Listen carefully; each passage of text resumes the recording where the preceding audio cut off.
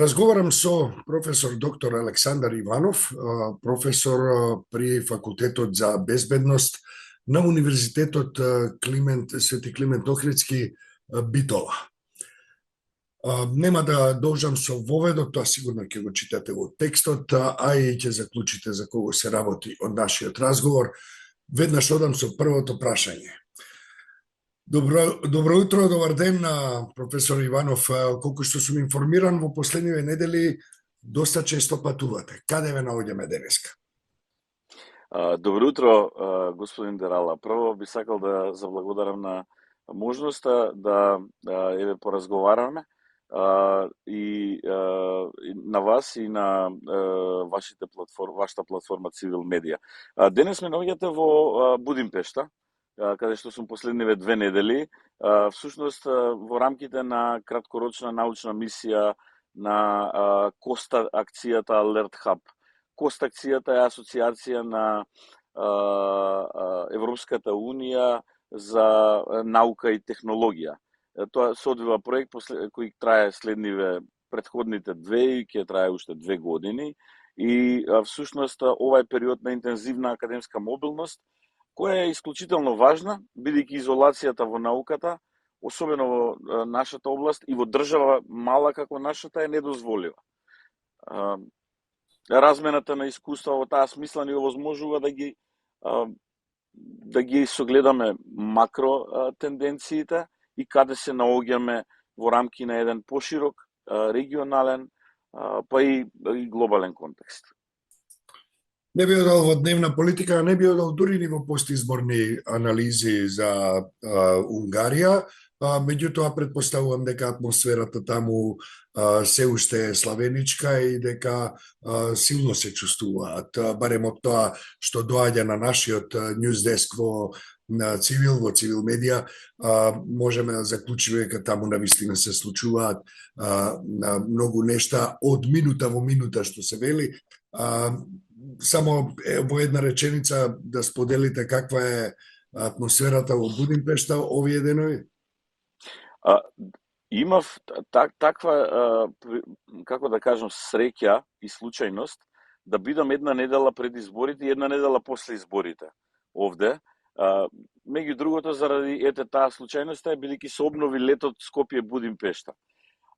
Навистина, ова што го кажавте, дека има една славеничка, би додал една состојба на ослободување од притисок. Тоа е мојот впечаток кај луѓето со кои контактирам и кај граѓаните. Она што дента беше забележливо, беше едно генерално славие на народот и навистина тоа се чувствува деновиве во општеството.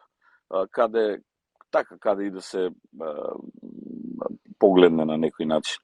Секоја промена на ваква длабока власт, како што би можел да проценам, се разбира дека тие се свесни за самите предизвици во транзицијата, особено она што можеше да се забележи дека Унгарија имајќи историски искуства, особено во контекст на руската инвазија 1956 година и некои други искуства подоцна во историјата, навистина тие го доживеа како победа на демократијата.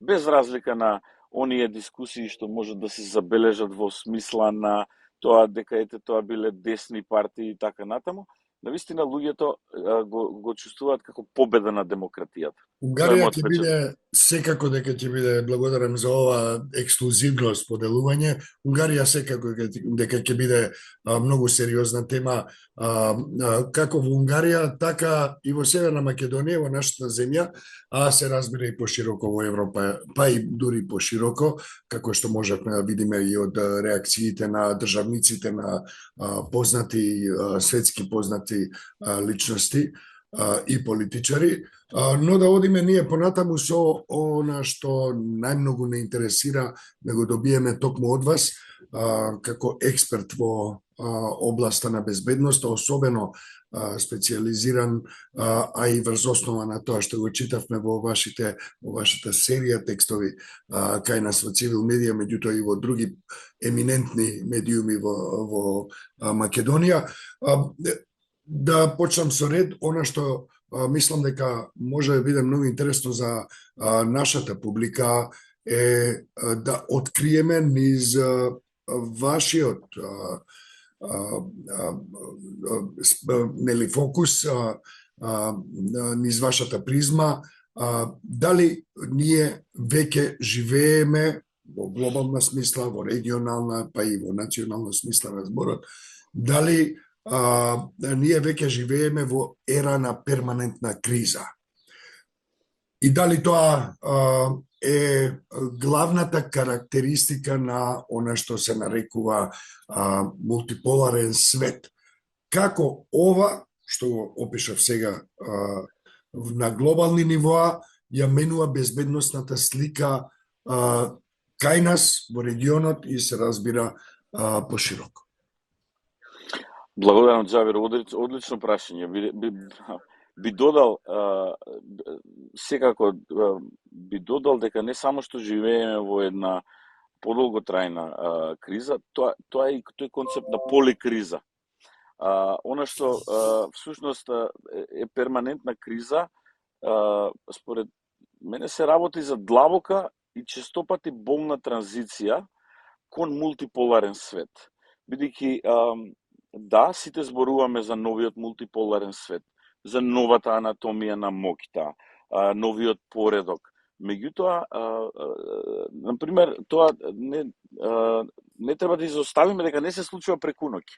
Всушност се работи за една транзиција и каде што државите повеќе не се водат само од апстрактни вредносни блокови, туку нивните потези се диктирани од географија, контрола на логистика и балансирање на заканите. И токму тоа, например, можеме да го гледаме, и ако направиме анализа на случај, контролата на Ормудскиот теснец е еден типичен кейс стади, како тоа може да влијае на целиот свет. Во ваков контекст, растечката изложеност на државите на екстремни настани, хибридни напади и каскадни инфраструктурни дефекти бараат она што се нарекува општествена отпорност. Значи, тоа значи дека веќе не можеме да предвидиме и веќе заканите не се само бројот на тенкови, бројот на авиони, туку заканите сега се имаат различна форма и на различен начин се манифестираат. И всушност модерните катастрофи не мора да произлезат само од физички настани, без разлика тоа дали е природен настан како земјотрес или бомба, причината од директен кинетички воен напад, туку едноставно да не бидат подготвени на нешто што значи системско прекинување на процесите. И државата не се вреднува во таа смисла, дали го препознава само ризикот во овој мултиполарен хаос, во ред. Ние денес имаме доволно информации да можеме ова да го систематизираме. Она што нас треба да не вреднува е како можеме да се организираме во насока да ја зајакнеме нашата отпорност. Така да би рекол дека ова криза во иднина, овој процес на префрлување и транзиција кон мултиполарен поредок нема да застане. Знаете, ако го видите, например, средишниот, точката на просекот на GDP се движи неминовно кон Азија и тоа нема да престане. И бидејќи се движи кон Азија, азиските држави ќе бараат поголема улога во одлуките на глобалните работи. И всушност во тој контекст се прекршуваат интереси и влијанија. Или она што го викаат моите колеги, тукидит се повикуваат, тоа е така наречена Тукидова стапица, која подразбира неминовност или подразбира неминовност на судирот помеѓу силата во опаѓање и силата во подем, што е исто така законитост во историјата. Мало предупредување, додека зборуваше, добив нотификација, можеби се слушна во разговорот, можеби не, добив нотификација дека има спајк, односно подем на пропагандни наративи од надвор токму во Унгарија, локализирање на одредени наративи кои можеби ќе ги забележиш во јавниот дискурс во текот на денешниот ден. Тоа нашиот систем за предупредување што го имаме во цивил ми јави, па еве можеби и кога ќе се видиме ќе споделам повеќе информации за нашиот систем.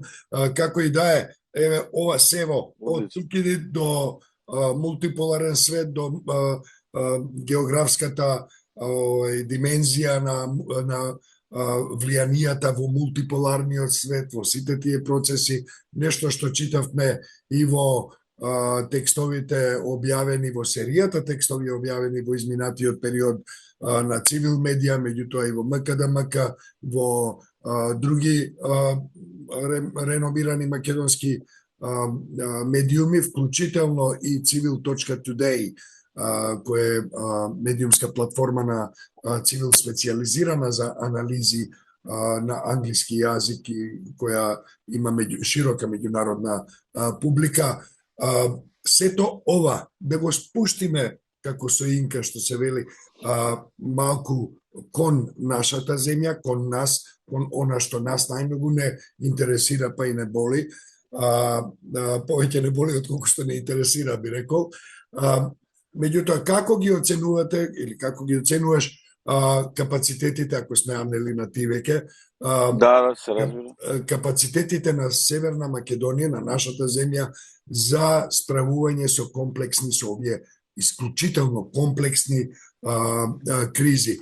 Каде системот најмногу потврлува и се разбира дали институциите навистина учат нешто, еве и од еден експерт кој во светот го споделува своето знаење и искуство како што си ти, можеби имаме ситуација во која никако нешто да научат од тоа што се случува, односно се повторуваат истите слабости, истите проблеми, истите недостатоци. Јас мислам дека ова е повеќе или помалку реторичко прашање, но да видиме како тоа навистина изгледа во попрецизни термини. Имаме ли ние како земја, како држава, капацитети и дали институциите учат или не? Мора да се каже овде јасно и јасно и гласно дека немаме. Односно дека тие се толку фрагментирани, нивната надлежност е фрагментирана, пренаклопена и така натаму, и оно што можевме да го видиме изминативе повеќе од 20 години, пошто бидејќи во истражувањата мораме да имаме некој пресек. И сега кога ги правевме анализите заедно џабе, го земавме пресекот од од кога се формирани тој Центар за управување со кризи, Дирекција за заштита и спасување. Она што може да се заклучи е дека од редица настани, почнувајќи од шумски пожари, ковид, значи понатаму и она што не може да се избегне, а тоа е масовната поплави и така натаму, но и кочани. Она што не може да се избегне е дека ние во поплавите, да ги подсетам гледачите, во 2015 во Тетово имавме неколку жртви. Во 2016 имавме во Стајковци 22 жртви. Еве природен настан ќе земеме. Дали се поставија прашања во однос на тоа дали системот за рано предупредување функционираше во Скопје? Или тоа се сведе на Божја порака? Тој временски феномен се случувал еднаш на 1000 години. И никој не го отвори прашањето за тоа дека можеби дизајнот, односно и конструкцијата на обиколницата предизвикала ефект на вештачка брана и предизвика толку голема всушност и жртви, но и материјална штета. И затоа е реторичко прашање, што се смени од тогаш? Со еден куп анализи, ништо не се смени. И она што најмногу веројатно боли, тоа е одговорот и катастрофата во Кочани и немањето на никаков импулс за системски промени на националниот безбедносен систем, кој очигледно не само што слабее, тој колабира. И тој на првиот момент на криза се сведува на импровизација. Ќе ви кажам еден пример во таа насока. Погледнете го јавната комуникација. Дали нашите, било кој да е политичар, кој да го превземе говорот во одредена криза, гледаме дека очигледно се тоа двајца, тројца во последниве години, дали се доволно едуцирани, тоа е едно. Второ, дали се доволно прецизни. И трето, се поставува прашањето дали се тие што треба да ги упатуваат овие пораки. Кризното комуницирање не е моја експертиза. Меѓутоа имам колеги кои во тоа имаат подготвено магистерски, докторски трудови. Знаете, тоа е навистина сериозна работа. Тоа има задача и да го едуцира граѓанинот, но не само да го едуцира, него и да помогне да не се создава дополнителен притисок и колапс. И од тука она што може да се забележи дека трагедијата во Кочани, наместо да биде катализатор за отворање на една општествена дебата, за сериозна промена на системот, почнувајќи од националната концепција за безбедност и одбрана од 2003 година, која е надмината по сите основи. Таму се зборува, знаете, за ќе бидеме членки на НАТО. Што имаме заедничко со 2003 денес? Нити заканите се исти, нити решенијата се исти, нити обкружувањето е исто. И ние се уште имаме доктринарни пристапи, валидни, од пред 20 и нешто години и не се отвараат. Гледаме политички калкулации, безбедноста во сериозни држави и од одговорни политичари не е предмет на политичка калкулација. Таа е на прашање на политичка одговорност. И во таа смисла, нашите политичари имаат апсолутна одговорност, меѓу другото и да ги едуцираат граѓаните, а не да префрлуваат вина еден на друг и тоа која катастрофа била полоша од претходната. Од тука, знаете, она што кај нас се повторува, кај нас системот потврла поради тоа што во студијата, сега што овде е во нацрт фаза заедно со колегите овде од Унгарија, се дефинира као governance gap или институционален јас. Ние се подпираме на модел на координација, но во вонредни состојби, било од што и да се, хибриден напад, поплава, пожар, голема сообраќајна несреќа, нарушување на јавниот ред и мир од поголем обем.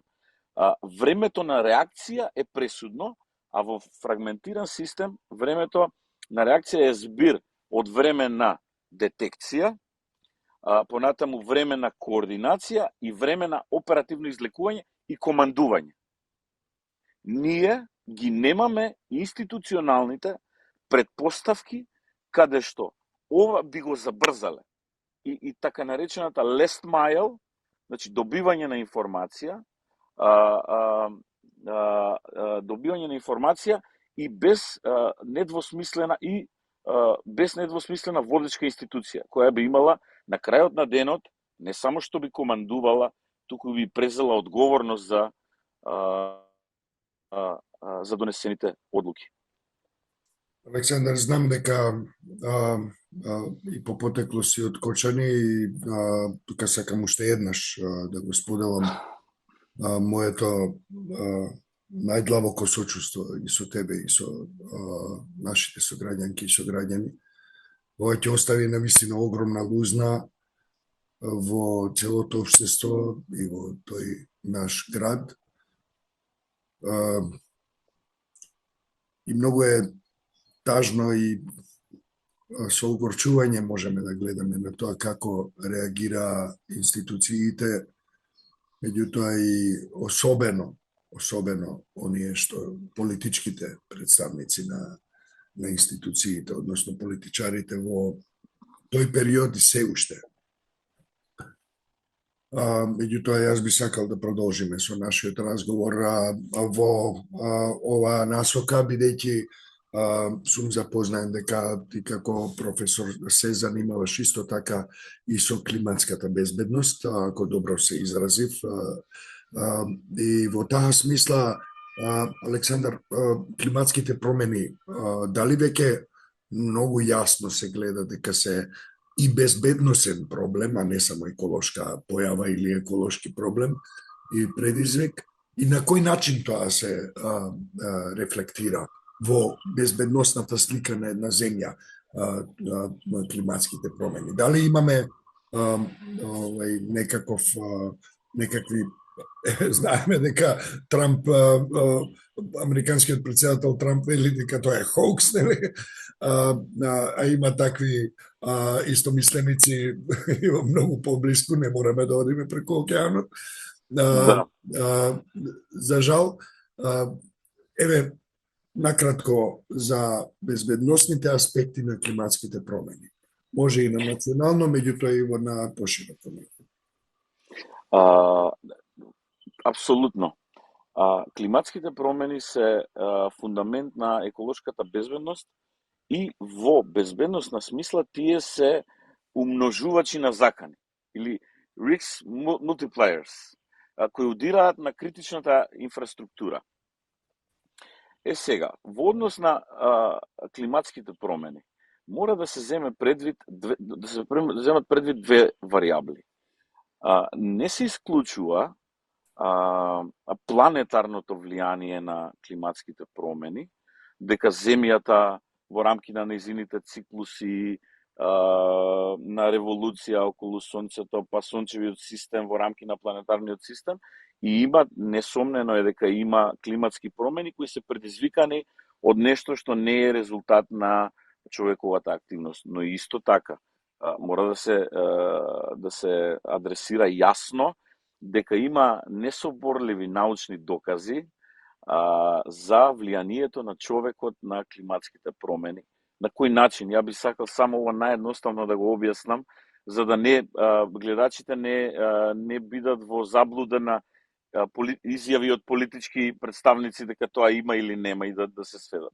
Значи, некаде од крајот на 50-тите, 60-тите години од Антарктикот се зима примерок од паднатиот снег. Во тој примерок на паднатиот снег, тоа има, знаете, тоа е како годината, како што се годовите во дрвата, така на Антарктикот има слоеви од снег од секоја година. И во тој снег се заробени, всушност се состојат частичките што ги имаме во атмосферата. Со анализа на, пример, снегот од 69-та, 1900 година, ние можеме точно да видиме колку имаме јаглероден диоксид, колку имаме јаглероден моноксид и други всушност гасови што предизвикуваат ефект на стаклена градина, и овие покачувања на влијанието на човековото антропогено влијание на планетата всушност се во корелација со качувањето на температурата. И тоа е исто така факт. Што значи дека да, климатските промени се предизвикани и од природата, но човекот ги забрзува значително. Што прави тоа? Тоа прави да животот на планетата Земја нема капацитет да се адаптира на брзината со која се случуваат. Од тука државите и во светот и во Европа, меѓународната активност поврзана со заштита на животната средина особено се интензивира после 60-тите, 70-тите години на 20-тиот век, ние како држава во однос на стратегиски документи, почнувајќи од дефинирање на правото на заштита и унапредување на животна средина. Нас тоа ни е уставно право и темелна вредност ни е дефинирано уште во 1991 година. Во таа смисла, нормативно, ние сме едни од најпрогресивните држави во светот. Меѓутоа, колку тоа, не само тоа, Министерството за животна средина и просторно планирање, ако ги видите, ако го отворите сајтот, ќе видите климатските акциони планови и сценарија, понатаму одделението за климатски промени на Македонската академија на науки и уметности, навистина овие работи ги следат комплетно. Ние во тој дел, во однос на податоци, имаме експерти кои се изморено признати, речеме професор Наташа Марковска од МАНУ, и други, сега се извинувам ако не ги спомнам сите. Меѓутоа, исто така треба да се има предвид дека ние сме премногу мали во оваа смисла и климатските промени, како и другите закани кон животната средина, во основа не познаваат граница и подразбираат заеднички и пристап. И овде единствениот глобален джин кој со бриселскиот ефект и поставува стандарди во оваа смисла е Европската Унија. И би сакал само да поентирам можеби. И во ова, ако сакате, може да се најде геополитика и геоекономија. Мислам, видете, контролата на фосилните горива е евидентна од страна на Соединетите Американски држави. И не само тоа, него контролата на сите морски тесници каде што се одвива таа енергија. И сега гледаме последниве години релативизирање на зелената енергија од страна на Соединетите Американски држави, од друга страна Кина станува најгласниот говорник на транзицијата кон зелена енергија и потребата од развој. Ова не треба да во една геополитичка смисла треба да се има предвид дека Кина е хронично зависна од фосилни горива и за неа зелената енергија представува суверенитет и неможност за контрола на фосилните горива со кои она сега нема и во следните децении нема да има контрола на нив. Но како и да е, како човештво, несомнено е дека човекот има влијание на ова, несомнено е дека Европската Унија во оваа смисла е водечки стандард низ децениите наназад, и несомнено е дека исто така преминот кон зелена енергија, да не забораваме дека и Европската Унија е хронично со недостаток на фосилни горива и за неа тоа представува суверенитет во вистинска смисла на зборот. И според тоа, во рамки на овие елементи глобални, на крајот, знаете, една од најпознатите реченици во однос на заштитата на животна средина е мисли глобално, делувај локално. И во таа смисла ние како држава имаме соодветен систем, Министерство за животна средина, кој подготвува национални планови и програми, и имаме локална самоуправа, кои исто така имаат своји сериозни овластувања согласно Законот за животна средина. Например, Министерството за животна средина издава А интегрирана еколошка дозвола, но општините издаваат Б интегрирана еколошка дозвола. Општините подготвуваат локални еколошки планови. И така натаму. Од тука, како држава, мора да работиме на она што е наше. И веројатно треба да си тргнеме сите од дворот. И мислејќи на тоа да ставаме парчиња во мозаикот. Значи, како држава мора да работиме, меѓутоа, дали работиме? Нормативно имаме и во Уставот дури една прогресивна модерна позиција во која едно од основните фундаменталните права на човекот, на граѓанинот и граѓанката во нашата земја е токму животот во здрава животна средина, дека имаме право да се бориме, да бараме да биде тоа исполнето од институциите и другите фактори. Меѓутоа, овде има кој имаме тоа што важеше во едно претходно прашање, дека имаме јаз, може би и тука може да го утврдиме тој јаз. Да не кажам бездна. Да, Уставот вика и унапредување на животната средина, знаете, не само заштита, и унапредување. Да, тука не би можел да бидам, тука мора да се биде, и ова навистина го мислам, мора да се биде реален, дека заштитата на животната средина секогаш оди во права пропорционалност, или барем она што го забележувам, со економскиот развој. Така, добро. И тоа сега, е искапа играчка, да ја наречем играчка, што не е. Да се грижи и да се унапредува едно општество за животната средина, се разбира дека е скапо и дека бара инвестиции. Да, еве и ќе бидеме да видиме да речеме да бидеме практични. Дали ние реално можеме и за колку време можеме да го намалиме зависноста од производство на електрична енергија од рек Битола. И што правиме ако се изгаси? Ние ќе влеземе во криза која ќе неминовно после ќе се пренесе во социјални и така натаму и така. Тоа е едниот момент. Другиот момент, многу практичен, секогаш го користам. Во нашата држава не можеш да функционираш без возило, вклучително и во главниот град.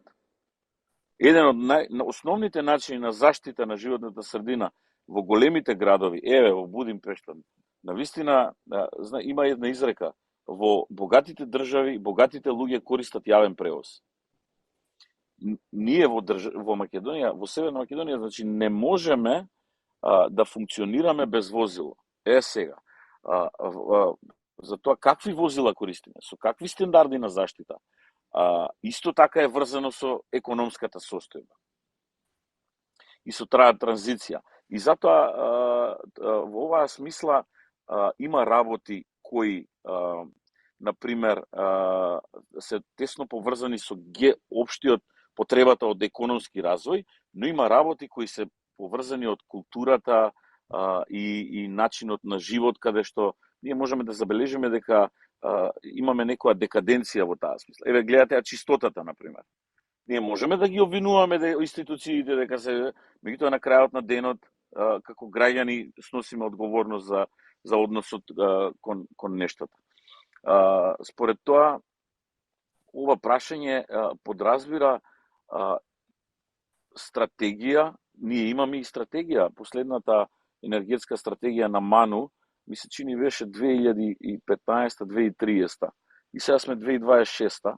Ако ја отвориме, да видите дали нешто од тоа сме исполниле, јас се сомневам во тоа. Односно, обновливите извори на енергија, може би скапата транзиција на соларни панели у Штипско и проточните хидроцентрали, кои се многу ефтини и кои скандинавските држави ги демонтираат, затоа што прават трајна штета на животната средина, особено на биодиверзитетот. Јас мислам дека политичкото раководство на оваа земја, бидејќи се наоѓа во периметарот на председателот Трамп, веројатно и за да ги откочи процесите кои немаат врска со Европска унија, се разбира, меѓутоа да откочи некои други процеси, ќе го отвори сепак уставот и ќе работи веднаш до делот кој се однесува на заштита и напредување на животната средина, ќе додаде неколку ставки кои се однесуваат на тврдењето дека земјата е рамна плоча. Па така ќе се комплетираат овие политички и институционални капацитети и ќе придонесат кон јакнење на јавната свест, меѓутоа и заштитата на животната средина. Шегата на страна, за нашата публика да откриам дека ти ќе бидеш дел и од една серија интервјуа кои ќе бидат на англиски јазик за меѓународната публика и кои ќе се однесуваат и на безбедносни прашања, меѓутоа и на прашања поврзани со демократијата и демократските процеси во поширока смисла на зборот, пред се со фокус на Западен Балкан, но за потребите на ова интервју, во овој контекст, во ова издание на контекст за кој разговараме, би сакал неодмирливо да ја допреме и темата за војната, руската воена агресија против Украина и пошироките геополитички тензии кои се реперкусија последица од нив, но најмногу, особено од аспект на твојата експертиза и размислување, пишување, како тие влијаат врз безбедноста на Западен Балкан, а со тоа и на нашата.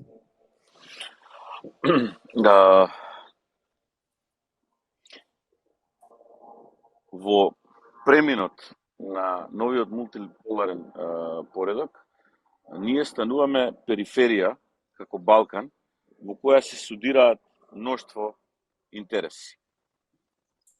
Во таа смисла, Балканот е трусно геополитичко подрачје, и клучната лекција е дека во вакви историски моменти, кога се создава определен вакуум, ризик, неизвестност, се создава можност за инфилтрирање на различни интереси.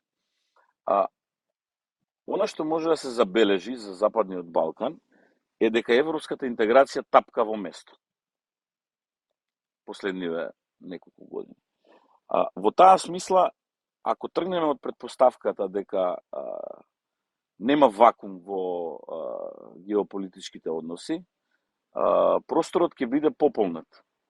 Ако правиме анализа со кого нашата председателка се сретна изминативе 2 години од нејзиниот мандат, со кого имаше официјална државна средба, ќе видиме дека беше со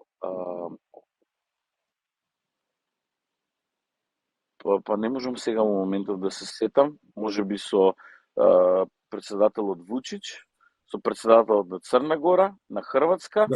Со председателот на Хрватска беше посебно интересно. Да, на Хрватска кој се сетна вчера, мислам, и со председателот на Турција. Да, и со председателот на Турција. Натаму го, всушност, ја водев мислата. Председателот на Хрватска, интересно, од позиција на земја членка на Европска Унија, со користење на многу фондови, слобода на движење, Шенген и така натаму, тој ни порача дека Европската Унија не била, ја тоа не знаев како да го доживеам, освен како политичка иронија, особено имајќи предвид дека тој доаѓа од левиот центар, од левата страна на политичкиот спектар. И она што вчера го видовме е дека се видовме со Турција. Од тука, во оваа смисла, не можеме да се навратам на прашањето. Војната во Украина силно влијае на Западниот, силно, непосредно влијае и ќе влијае на Западниот Балкан, бидејќи разврската од тој сериозен воен конфликт, односно агресија од Русија кон Украина, неминовно ќе се преслика и на овој дел од Европа. Она што може исто така да се забележи е дека либералниот проект Европска Унија во изминативе 4 години покажа извонредна резилиентност на геополитичките лостови на притисок. Еден од тие лост на притисоци беше премиерот Орбан, нели? До неделата. И она што што може да за нас би било добро. Јас сум евроентузијаст и сметам дека географијата е судбина и ќе размислував поинаку ако бевме на Кавказот или ако бевме во Централна Азија. Меѓутоа, ние бидејќи сме лоцирани во Балканот и сме историски и културно, вие ако одите до Унгарија, до Австрија, до Италија, до Медитеранот, особено јужниот дел од Европа, ќе видите дека тоа се луѓе кои во голем дел од историјата и не познавале граници. Ако го земеме пред римската историја, после тоа и отоманската историја која се така да за мене заокружувањето со Европа е природен чекор. Сега, од една страна, она што може да се забележи е навистина геополитичка храброст со потезите кои ги повлекува Урсула фон дер Лејен со сите критики. Таа има навистина силни како комесар, човек кој не е избран, навистина силни потези кои се следени од голем број на држави. Но од друга страна, ние не сме во состојба да ја уценуваме Европската Унија за начинот и како ќе влеземе. Да, имаме право достоинствено да влеземе, се согласувам, и тоа е единствениот начин на кој треба да влеземе, но мора да бидеме и реални во тој контекст на односи. А Украина е неминовно поврзана и решавањето на Украина и нејзината важност е поголема во секој случај од Балканот. И се побрзо, кога размислуваме на Украина, ние мислиме дека тоа некаде далеку е, дека е тоа туѓа војна, дури и ни паѓа криво, бидејќи нели како држава сме 21 година кандидат за членство и одеднаш Украина не надмина. Меѓутоа, пак тоа не враќа кон реал политиката и некогаш големите држави донесуваат одлуки врз основа на важноста на државите. И тоа е реал политички факт. И колку и да сакаме да бидеме идеалисти, тоа е нешто што не може да се изостави како аргумент. Не верувам дека ние ќе имаме толку гениален пристап и иновативен, особено во светлина на една дефиниција на хибридните закани која ќе влезе во светските учебници за тоа дека хибридните закани се како автомобил, хибриден автомобил, на еден шеф на една државна институција која има врска со кризите, со управувањето на кризите, а се разбира и првите луѓе првиот човек на владата и неговиот најблизок соработник во доменот на безбедноста се прославија со своите изјави за хибридните закани. Јас тука не верувам дека можеме да се надпреваруваме. Меѓутоа, што се однесува до ранливоста на општеството кон хибридните закани, како што се дезинформации, сајбер напади, пропаганда, операции на влијание, изборни влијание во избори и така натаму. Дали овие кризи во поширока смисла, не само украинската војна, односно руската војна против Украина, туку и Блискиот Исток, Газа, па сега Иран, па проширувањето е фантастично, пишуваше во претходната анализа за геополитичка анализа за токму за тие жаришта, и се разбира има и други жаришта кои допрва ќе се појавуваат.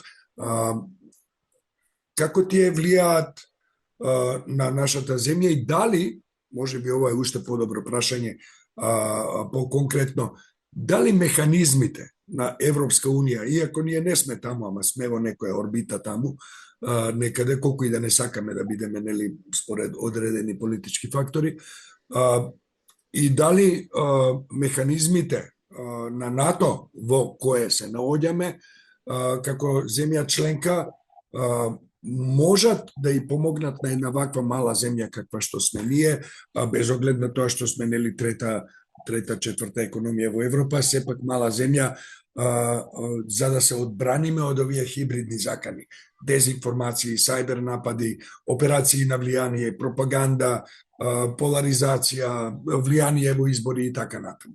Дали системите на ЕУ и НАТО можат да и помогнат на една мала земја како Македонија? Апсолутно, несомнено и неопходно. Зошто? Затоа што офанзивните капацитети за вршење на овие влијанија, не само наша, не само Македонија, и поголеми држави во основа се мали држави во оваа смисла.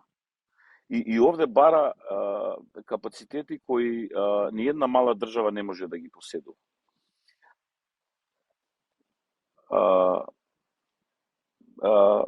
Излишно е да поставуваме дали НАТО може да ни обезбеди. Апсолутно да. НАТО е се уште, прво треба да се има предвид, без разлика на тоа што некојаш сака да се нагласува политичката димензија, тоа е Hardcore Military Alliance. Со воена команда, воена инфраструктура, со линија на и така натаму и така на оперативни протоколи, тоа е една работа. Втора работа, во него се држави кои се членки на Г7, не сите, нели, ама повеќето, кои се технолошки најразвиени, што значи дека имаат најголеми капацитети во оваа смисла. И може би повидливо за гледачите е дека еве да земеме иранската криза и нивната ракетна програма. Се покажа со нападот на базата во Индискиот океан Диего Гарсија, дека тие ги надминаа границата од 2000 километри. Значи, ракетата патуваше подолго, што значи дека ќе може да стаса до Брисел. Сега, во таа смисла, нашиот air policing или нашето небо го чуваат модернизирани F-16 Block 70 авиони, дури и да не се помодерни. Што значи тоа? Тоа значи дека во даден момент, ако било каков ракетен напад се закани на овој дел од Европа, не мора да биде, може да биде Албанија, може да биде Македонија, може да биде Грција, Бугарија беше спомената бидејќи дел од Гроф Игњатево, мислам дека беше користено за како инфраструктура, авионите на грчкото небо можат да ја соборат таа ракета. Тоа е една видлива кинетичка способност каде што ние ништо околу тоа не можеме да направиме. Значи, тоа е една работа. Сега, овој невидливиот дел, Џабри, што прашуваш ти, хибридните закани, што е секојдневен, што е масовен, што се заснова на технолошка доминација, што се заснова на јазични модели, би рекол, тука исто така ние имаме делумно капацитет. Ние можеме да го заштитиме просторот, но искрено не знам колку го правиме тоа. Од она што го гледам на социјалните мрежи е дека нашите, например, треба прво да направиме структура како користиме социјални мрежи и да видиме луѓето на кои кликови, на кои алгоритми се навлече. Ако е тоа така, треба да видиме кој ги генерира тие содржини. И прилично јасно, ако се отвори еден просечен Facebook профил на граѓанин и ако се видат алгоритмите или Instagram, прилично јасно може да се дефинира наративот од каде доаѓа. Веројатно си забележал дека има се почесто историски мапи на Балканот, на Европа, па ова, например, македонската територија била дел од Стара Србија, па била од Бугарија, па има и обратен наратив во смисла на тоа дека ете другите биле дел од Македонија и така натаму, што значи дека во оваа смисла добар чекоре, морам да кажам, Министерството за дигитална трансформација и усвојувањето на стратегијата за сајбер безбедност. Точниот назив сега во моментов не можам да се сетам, меѓутоа таму има конкретни чекори што и како може да се прави. Тоа е добар чекор и може да започне. Меѓутоа, пак ќе кажам, во една мала држава сето тоа мора на некој начин да се интегрира со цел да биде функционално. И тоа е едниот момент. И другиот момент, државата никогаш не може да ги заштити граѓаните од нивното сопствено незнаење. Значи, тоа е втор и трет. Тука би ја префрлил на политичарите од нивната одговорност, што не гледам да ја практикуваат, бидејќи не им одговара очигледно е, а тоа е да ја едуцираат политичката јавност, оние што ги гласаат. Одговорно да ги кажуваат одговорите што дури можеби и не се во прилог. Или реално ја представуваат работата. Ти благодарам за извонредниот одговор, доволно директен одговор. Се надевам дека некој ќе го слушне, а уште повеќе се надевам дека ќе го разбере ова. За крај, кои три чекори, наитни чекори, треба државата да ги направи за да стане поотпорна на кризите? Значи, велам државата, само те замолувам, немој да ја закачаш владата, заради тоа што таа е веќе премногу зафатена со борба против бугарите и против другите надворешни непријатели, а се разбира и против внатрешните непријатели. Но, во една поакадемска позиција, од една поакадемска позиција, навистина што државата или што една влада, одговорна влада, да проектираме, би требало да преземе три наитни чекори за да може нашата земја да биде поотпорна, нашите граѓанки и граѓани да бидат поотпорни. Јас би го, ако треба да одбирам... Ако три се многу, може еден или два чекори. Не, во ред, меѓутоа, во ред се три, но ќе го насчам одговорот на прашањето за итната и неодложна потреба од реформа на системот за заштита и спасување. Затоа што тоа е систем што се однесува на заштита и спасување на граѓаните, имотот, материјалните добра во војна и во мир. Тоа е систем кој гради емпатија, гради вештини кај луѓето и така натаму. Во таа смисла, потребата од институционален реинженеринг и формирање на биро за вонредни состојби во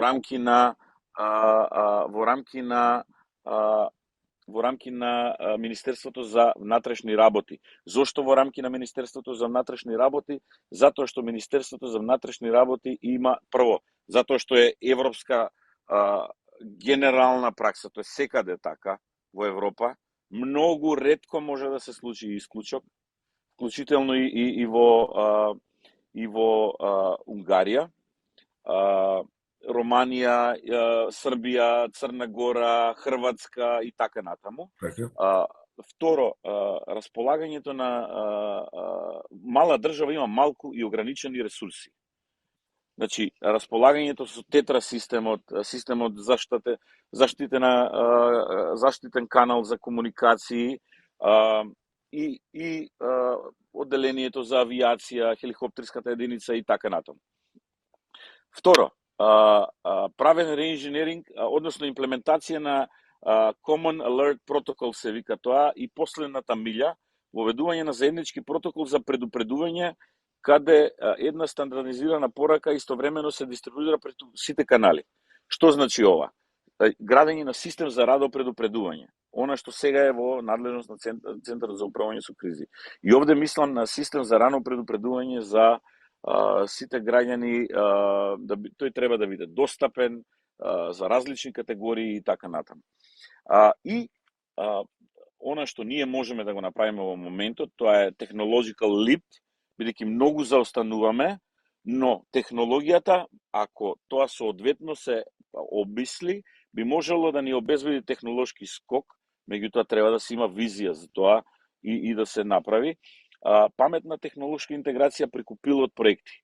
Значи, наместо масивни прескапи мрежи, интеграција на вештачка интелигенција во дефинирање на определени податоци, отргнување она што е false positive и така натаму, нешто што навистина може да ни помогне. И на крај системот мора да биде дизајниран да ги управува ризиците со кои неминовно живее секое општество. И значи тоа не значи дека ќе нема катастрофи, ќе се случуваат затоа што животот е таков. Меѓутоа, отпорноста на општеството, градењето на механизми и управувањето ризиците е нивно соодветно намалување. Што се однесува до вештачката интелигенција, впрочем, преска кога разговаравме за хибридните закани, а и предходно кога информирав дека имаме нотификација дека има спајк, односно амплитуда во пропагандните наративи во Унгарија, во Будимпешта, каде што се наоѓаш локализирање на одредени наративи, тоа впрочем тој систем го одржуваме по пат на вклучување на повеќе различни платформи на вештачката интелигенција и се разбира со стриктна, со многу редовна човечка интервенција, односно надгледување и уредување. Меѓутоа, што се однесува до овие итни чекори, јас мислам дека немаме проблем да очекуваме тоа што го кажа како листа на итни чекори кои треба да се преземат. Сигурен сум дека политички одговорна и капацитетна влада и институции тоа ќе го веднаш по објавувањето на овој разговор ќе го преземат во 24 часа ќе биде тоа имплементирано. Се разбира за оние што не гледаат, би сакал да има предвид дека еден дел од ова што го зборуваше и што го имплицираше се состои во по-долги, по-детални анализи кои се објавени во цела серија на civilmedia.mk, ќе ги има во сите коментари и линкови, ќе ги дадеме и во текстот кој ќе го придружува и ова интервју, со тоа што